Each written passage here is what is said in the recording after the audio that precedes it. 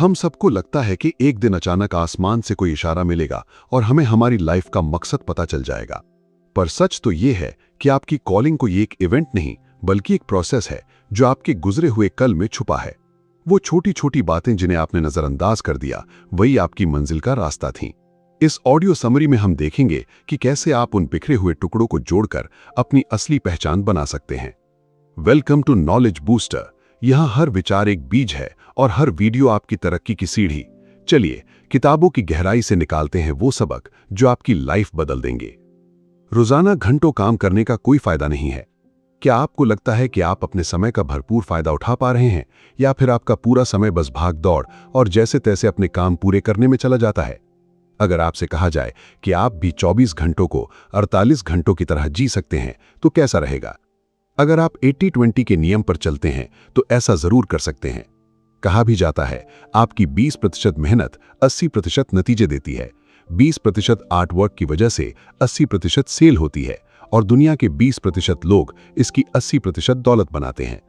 ये किताब बताती है कि इसी सिद्धांत की बुनियाद पर आप किस तरह अपनी जिंदगी बदल सकते हैं।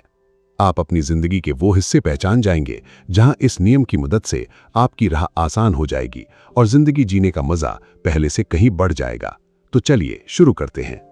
जरा याद करिए, आज से करीब 50 साल पहले कंप्यूटर कैसे हुआ करते थे। एक कमरे से भी बड़े, और ये काम कितना करते थे? लगभग 9 के बराबर। आज हम अपनी गोद में रखकर कंप्यूटर चलाते हैं और इनकी एफिशिएंसी की तो मिसाल ही नहीं दी जा सकती। जिस तरह से कंप्यूटर में बदलाव आए हैं वो इंसानों पर भी लागू हो सकते हैं, यानी डूइंग मोर विथ लेस। अगर खेती किसानी के इतिहास पर नजर डाली जाए तो ये बात आसानी से समझी जा सकती है। आज से लगभग 300 साल पहले तक खेतों में बहुत मेहनत करनी पड़ती थी। जनसंख्या का 90% से भी बड़ा हिस्सा इसमें लगा रहता था।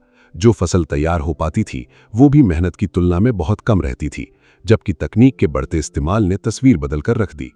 आज हर विकसित देश में जनसंख्या का 5% भी खेती में नहीं लगा है। फिर भी उस दौर से कहीं ज्यादा और बेहतर फसल पैदा होती है। 80-20 वाला नियम भी इसी सोच पर शुरू हुआ था। हमारी की गई 20% बेहतरीन मेहनत ही 80% नतीजे देती है। हम जिंदगी के जिस हिस्से में ये नियम लागू कर लें उसी हिस्से में बदलाव आ सकता है। हमें लगता है कि हम जितनी देर मेहनत करेंगे उतनी देर प्रोडक्टिविटी बनी रहेगी, जबकि सच तो ये है काम का नतीजा समय पर नहीं, उसे करने के तरीके और एफर्ट्स पर निर्भर करता है। जैसे मान दीजिए आप कोई फ्रीलांसर हैं और आपको 1 हफ्ते के अंदर एक प्रोजेक्ट पूरा करना है। अगर आपने भी खुद को 1 हफ्ते की डेडलाइन दी तो आप टाल मटोल करने लगेंगे। आपको लगेगा कि अभी तो पूरा हफ्ता पड़ा है, समय कहाँ भागा जा रहा है। इस तरह आप जरूरी काम करने की जगह इधर उधर की चीजों में उलझ जाएंगे। लेकिन आपने खुद को सिर्फ 1 दिन की डेडलाइन दे दी तो आप पूरी तरह उस प्रोजेक्ट में ही लगे रहेंगे और कोई दूसरी बात आपके ध्यान में भी नहीं आएगी। इस तरह आपका काम भी पूरा हो जाएगा और आपके पास बहुत सा वक्त भी बच जाएगा। अब आप जैसे चाहें इस वक्त को खर्च करें। आगे समझते हैं कि आप किस तरह 80-20 के नियम को हर जगह अपने हक में इस्तेमाल कर सकते हैं। सबसे पहले एक टारगेट बनाइए और फिर उस तक पहुंचने का रास्ता और सफर शुरू कर दीजिए। ये कदम बिल्कुल वैसा है जैसे आप कोई वेकेशन की प्लानिंग करते हैं। आप सबसे पहले कोई जगह तय करेंगे कि मुझे यहाँ घूमने जाना है। इसके बाद आप ये तय करेंगे कि वहाँ पहुँचना कैसे है, यानी फ्लाइट, बस, होटल बुकिंग वगैरह। इसके बाद आप घूमने चले जाएंगे। बहुत आसान है ना? 80-20 का नियम भी सच में इतना ही आसान है। आप भी सबसे पहले एक डेस्टिनेशन तलाश करिए। आप इस नियम की मदद से कहाँ जाना चाहते हैं? अपने सपने, टारगेट, गोल्स के बारे में सोचिए। आपकी जिंदगी का वो कौन सा 20% हिस्सा है जिस पर आप सबसे ज्यादा फोकस करना चाहते हैं? यहाँ हम केप टाउन में रहने वाले स्टीव का उदाहरण देखते हैं, जो एक रेस्टोरेंट का मालिक था। जब उसने 80-20 लाइफ जीने का फैसला किया तो सबसे पहले उन बातों का पता लगाया जिस पर उसे फोकस करना था। इसमें कुछ बातें उसके काम से जुड़ी थीं और कुछ निजी जिंदगी से। जैसे वो बिजनेस आगे बढ़ाना चाहता था और ये भी चाहता था कि उसके रेस्टोरेंट की सर्विस के बारे में दूर दूर तक तारीफ की जाए। लेकिन वो म्यूजिक और टीचिंग के अपने शौक भी पूरे करना चाहता था। आपको भी इसी तरह उन बातों का पता लगाना है जो आपके लिए मायने रखती हों। अब आपको वहां तक पहुंचने का सबसे अच्छा रास्ता तलाश करना है। जैसे स्टीव के पास भी ढेरों रास्ते थे। वो नया स्टाफ हायर कर सकता था, रेस्टोरेंट में ऑफर रख सकता था, हर शाम म्यूजिक की क्लास ले सकता था और किसी एनजीओ से जुड़कर बच्चों को पढ़ा सकता था। लेकिन उसने तय किया कि वो पहले से मौजूद स्टाफ को ट्रेनिंग देगा ताकि वो और बेहतर सर्विस दे पाएं। उसने स्टाफ के बच्चों के लिए रेस्टोरेंट के साथ ही एक नर्सरी खोल दी, जहां वो खुद 1 घंटे उन बच्चों को पढ़ाने लगा। स्टाफ भी पहले से ज्यादा लगन से काम करने लगा। उसने अपने रेस्टोरेंट में ही एक म्यूजिशियन रख लिया। ये आइडिया उसके ग्राहकों को बहुत पसंद आया। इस तरह स्टीव का बिजनेस पहले से तेज चलने लगा। स्टीव भी हर वीकेंड उसी से म्यूजिक लेसन लेने लगा। उसे काम से दूर होने की जरूरत भी नहीं पड़ी। उसका अपना फायदा भी हुआ और वो बहुत से लोगों की जिंदगी भी बेहतर बना पाया। आपके सामने भी कई रास्ते होंगे, पर आपको ये देखना होगा कि कौन सा रास्ता सबसे अच्छा है, यानी जहां आपकी मेहनत और समय भी कम लगे पर नतीजा सबसे अच्छा आए। लीक से हटकर सोचिए। आपको एक बेहतर सेल्समैन बनना है। इसके लिए आप किताबें पढ़ सकते हैं, कोई कोर्स ज्वाइन कर सकते हैं, कोई सर्टिफिकेट ले सकते हैं, किसी ऑफिस में इंटर्नशिप या नौकरी कर सकते हैं। आपको ये तय करना होगा कि कौन सा रास्ता आपके लिए सबसे आसान और सबसे छोटा होगा। लेकिन ये याद रखिए कि आपका चलते रहना जरूरी है। नतीजे पाने हैं तो कोशिश करनी ही होगी, लेकिन यह भी याद रखिए कि आप कम से कम में ज्यादा से ज्यादा पाने की सोच पर चल रहे हैं। अपना हैप्पीनेस आइलैंड पहचानिए। नेचुरल रिसोर्स की कमी पर हर तरफ चर्चा होती है, लेकिन समय की कमी से भी तो हम सब जूझ रहे हैं। ये वाकई बहुत कीमती है, लेकिन 80-20 का नियम जिस चीज पर सबसे ज्यादा असर करता है वो है आपका वक्त। अब चाहे आप कोई पेंटर हो, शेफ या फिर पोस्टमैन, अगर आपने ये तय कर लिया कि आप कड़ी मेहनत करके अपना काम जल्द से जल्द खत्म कर लेंगे, तो आपका काम भी बेहतर होने लगेगा और खाली समय की भरमार होने लगेगी। सोच तो बहुत अच्छी है, पर इसे हकीकत में कैसे बदला जाए? अपने हैप्पीनेस और अचीवमेंट आइलैंड्स का पता लगाइए। हैप्पीनेस आइलैंड दिन भर में वो वक्त होता है जब आप सबसे ज्यादा खुश महसूस करते हैं। अचीवमेंट आइलैंड वो वक्त होता है जब आप सबसे ज्यादा क्रिएटिव और प्रोडक्टिव होते हैं। जब आपको ये दोनों पता लग जाते हैं, तब आप अपना आउटपुट बहुत बढ़ा सकते हैं। रिचर्ड एडम्स ने भी यही किया। वो ब्रिटिश सिविल सर्विस में अधिकारी थे। उनको लंबे घंटों तक ये बोरिंग नौकरी करनी पड़ती थी, लेकिन काम खत्म करने के बाद उनके पास खुशी के ढेरों पल होते थे, खासतौर पर जब वो अपनी बेटियों को कहानी सुनाया करते। उन्होंने अपने इन हैप्पीनेस आइलैंड्स पर फोकस करना शुरू किया। वो इन कहानियों को लिखने लगे और इसे वाटरशेड डाउन नाम की किताब की शक्ल दे दी। ये उनकी बेस्ट सेलिंग किताब बन गई। अगर वो किताब लिखने के लिए सही समय का इंतजार करते तो शायद कभी सफलता नहीं मिल पाती। इसलिए समय की कमी का रोना छोड़कर समझदारी दिखाइए और जितना समय आपके हाथ में है उसे अपनी मुट्ठी में कर लीजिए। एक ना एक दिन चमत्कार हो जाएगा। 80/20 के नियम से बचत और निवेश करके अपना गोल पूरा करें। आपने ये तो सुना ही होगा कि अमेरिका की 80% दौलत वहां के 20% लोगों के पास है। इनमें से ज्यादातर लोगों ने 80/20 के नियम से ही ये दौलत कमाई है, यानी आप थोड़े से पैसे लगाकर मनचाहा भंडार बना सकते हैं। उन्होंने कॉम्पाउंडिंग पर भरोसा किया, यानी पैसे पर पैसा बनाना। आप भी इस तरह समझदारी से पैसा बना सकते हैं, जैसे लॉन्ग टर्म के लिए स्टॉक मार्केट में इन्वेस्ट करना। कुछ समय ऐसा भी हो सकता है जब आपका इन्वेस्टमेंट ज्यादा ना बढ़े, पर लंबे समय तक इन्वेस्टमेंट बनाए रखेंगे तो आपका फायदा जरूर होगा। जैसे वर्ल्ड वॉर 2 के बाद एन श्राइबर नाम की एक महिला ने मार्केट में $5000 लगाए थे। साल 1995 में, यानी लगभग 50 साल बाद, वो पैसे बढ़कर $22 मिलियन बन चुके थे। इन्वेस्टमेंट के लिए आपको कुछ कैपिटल तो चाहिए। अगर आप थोड़ी थोड़ी बचत करते रहें तो ये इतना मुश्किल भी नहीं होगा।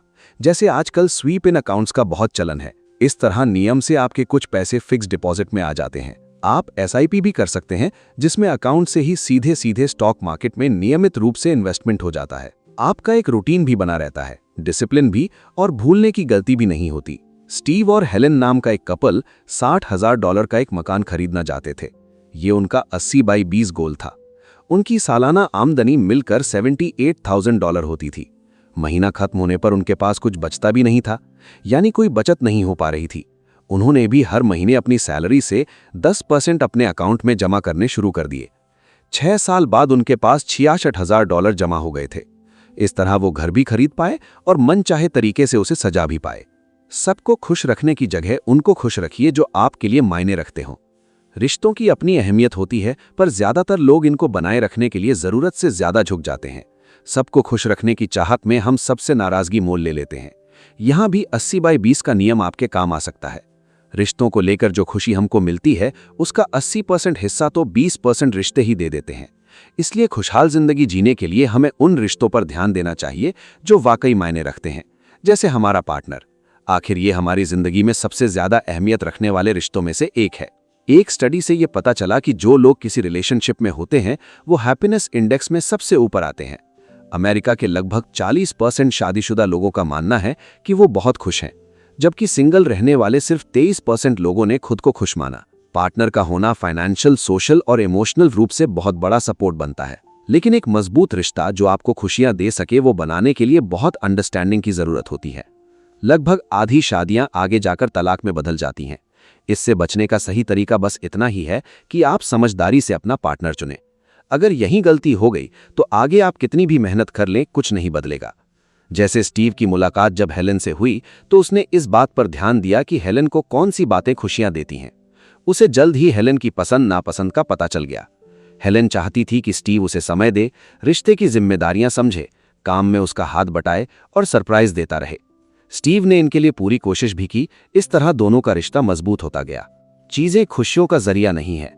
आपको अब तक ये बात अच्छी तरह समझ आ गई होगी कि 80/20 के नियम को अपनी जिंदगी में कैसे लागू करना है। आखिर में थोड़ा ये समझते हैं कि इस नियम की बुनियाद क्या है।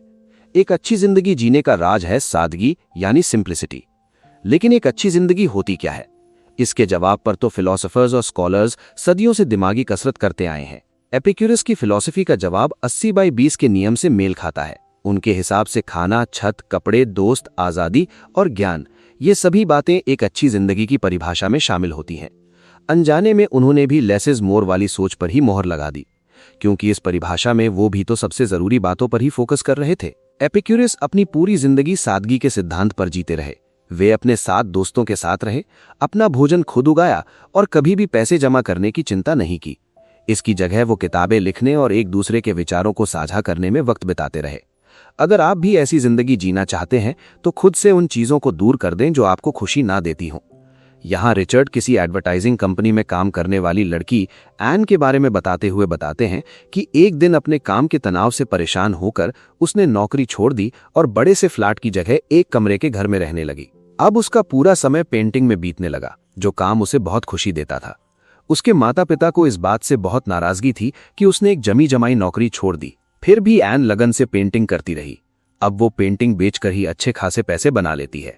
यानी अपनी जिंदगी को आसान बनाकर एन को वो खुशी और सफलता मिली जो उसने कभी सोचा भी नहीं था। कुल मिलाकर 80/20 का नियम ये कहता है कि हम जो चाहते हैं उसका 80% हिस्सा हमारे 20% एफर्ट से मिल जाता है। अगर आप ये सही तरह समझ जाते हैं कि आपको जिंदगी से क्या चाहिए और कौन सी बातें आपको खुशी देती हैं, तो आप भी कम मेहनत से ज्यादा गेन कर सकते हैं। क्या करें? अपने लिए सबसे ज्यादा मायने रखने वाली चीजों की लिस्ट बनाकर अपनी पूरी ताकत और समय इन पर दीजिए। इस तरह आपकी प्रायोरिटीज तय हो जाएंगी। इससे एक फायदा और होगा कि जब आपका पूरा ध्यान इस तरफ होगा तो दूसरी कोई परेशानी या दूसरे आपके बारे में क्या सोचते हैं, इस बात से आपको फर्क पड़ना बंद हो जाएगा। नॉलेज तभी पावर बनती है जब उसे इस्तेमाल किया जाए। आज जो सीखा है उसे अपनी जिंदगी में कैसे उतारेंगे? कमेंट करके बताएं एक्शन। अगर खुद को बेहतर बनाना चाहते हैं तो नॉलेज बूस्टर से जुड़िए और सब्सक्राइब बटन दबाइए। मिलते हैं अगले लेवल की लर्निंग के साथ। धन्यवाद।